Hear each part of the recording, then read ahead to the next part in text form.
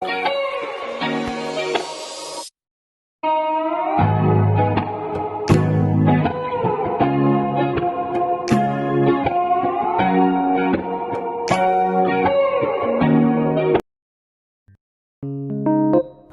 semua, kami dari tim 9. Tema pada tugas kali ini mengangkat tentang contoh kasus-kasus pengadaan barang dan jasa.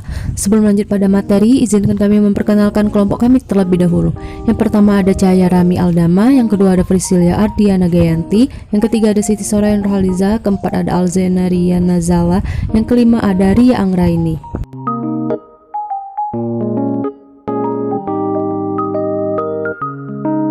Adapun contoh kasus yang diambil oleh tim kami, yang pertama itu ada kasus korupsi pengadaan barang dan jasa fiktif di anak perusahaan BUMN PT Peruri Digital Security atau yang disebut dengan PDS. Yang kedua ada kasus korupsi Bupati Penajam Pasir Utara, suap proyek Dinas PUTR dan izin sawit. Baiklah, untuk materi akan dijelaskan oleh rekan-rekan saya.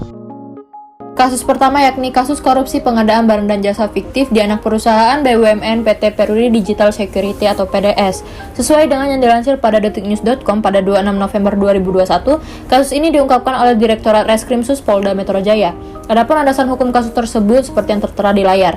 Meski begitu, belum ada tersangka dalam kasus ini. Pihak kepolisian pun telah mengamankan sejumlah barang bukti terkait kasus tersebut. Total ada 8,9 miliar rupiah uang dari proyek tersebut yang telah disita polisi.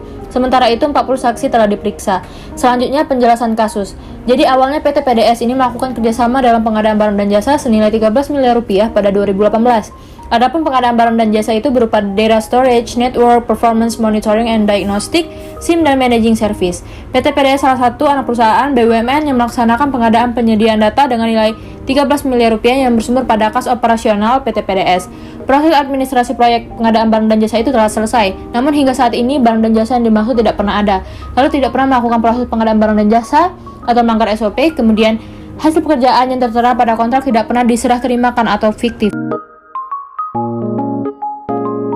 Baiklah, selanjutnya adalah kaitan dengan prinsip pengadaan barang dan jasa. Apabila dilihat dari kasus tersebut, maka menurut kelompok kami ialah yang pertama itu ada PT PDS yang tidak akuntabel.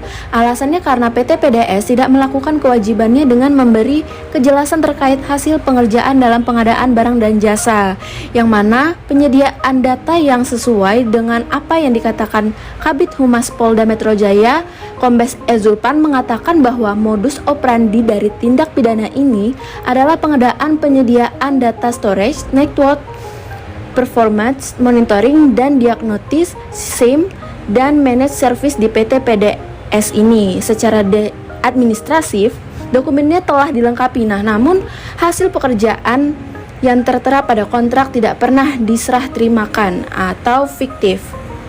Yang kedua, PT PDS ini tidak transparan dengan alasan mengapa dikatakan tidak transparan karena PT PDS sebagai otoritasnya tidak melaksanakan sesuatu yang semestinya mereka lakukan, seperti contohnya kasus PT PDS memberikan kejelasan terkait kemana barang dan jasa yang seharusnya ada pada proyek pengadaan barang dan jasa tersebut. Juga bagaimana proses pengadaan barang dan jasa tersebut, tapi hasilnya malah sampai saat ini barang dan jasa yang dimaksud tidak pernah ada. Nah, kegiatan tersebut juga secara administratif dokumen telah dilengkapi, namun tidak pernah dilakukan proses pengadaan barang dan jasa atau melanggar SOP. Dan parahnya lagi, hasil pekerjaan yang tertera pada kontrak tidak pernah diserah terimakan atau fiktif juga. Baiklah, kasus yang selanjutnya yaitu kasus korupsi Bupati Penajam Pasir Utara, yaitu suap proyek Dinas PUTR dan izin sawit.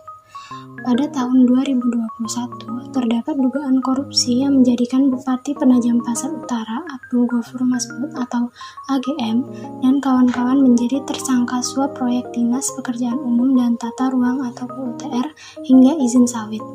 Biaya yang dikorupsi oleh AGM antara lain untuk proyek PBJ seperti Sotek sampai Bukit Subur dengan nilai kontrak 58 miliar dan pembangunan gedung perpustakaan dengan nilai kontrak 9,9 miliar. AGM diduga juga menerima sejumlah uang atas penerbitan beberapa perizinan, antara lain perizinan untuk HGU lahan sawit di Penajam Pasar Utara dan perizinan bleach plant atau pabrik pemecah batu pada Dinas PUTR. Uang tersebut dikelola oleh beberapa rekan AGM sebagai orang pilihan dan kepercayaan AGM untuk dijadikan sebagai representasi dirinya, lalu digunakan untuk keperluan pribadi. Jika dikaitkan dengan prinsip pengadaan barang dan jasa, Abdul Ghafur Masud telah melanggar 4 prinsip, yaitu tidak transparan, tidak terbuka, tidak adil, dan tidak akuntabel. Tidak terbuka artinya AGM tidak sepenuhnya memberikan informasi asli mengenai dana yang dipakai untuk melaksanakan proyek, karena yang mengelola dana tersebut adalah orang kepercayaannya dan dana tersebut dipakai untuk dirinya sendiri. Kedua, tidak terbuka. AGM tidak memahami syarat dan ketentuan dalam penyediaan barang dan jasa, sehingga menerima suap dari sekelompok orang yang ingin melaksanakan penyediaan barang dan jasa supaya sekelompok orang tersebut bebas dari syarat dan ketentuan dalam pelaksanaan penyediaan barang dan jasa. Ketiga, tidak adil. Artinya, pejabat pengelola dalam pengadaan barang dan jasa dilarang menerima hadiah, fasilitas, keuntungan, atau apapun yang patut diduga ada kaitannya dengan pengadaan yang sedang dilakukan. Sementara dari kasus tersebut, AGM menerima sejumlah uang yang digunakan untuk keperluan pribadi. Yang terakhir adalah tidak akuntabel. Adanya suatu sistem pengawasan untuk menegakkan aturan, pada kenyataannya tidak adanya sistem pengawasan yang mengakibatkan pejabat tersebut melakukan korupsi. Berdasarkan kasus korupsi di atas, jika dikaitkan dengan 7 prinsip, mereka memiliki kesamaan tidak transparan dan tidak akuntabel. Tidak transparan berdasarkan kasus, tidak adanya kejelasan dan tidak ada data yang sesuai dengan penyediaan barang dan jasa.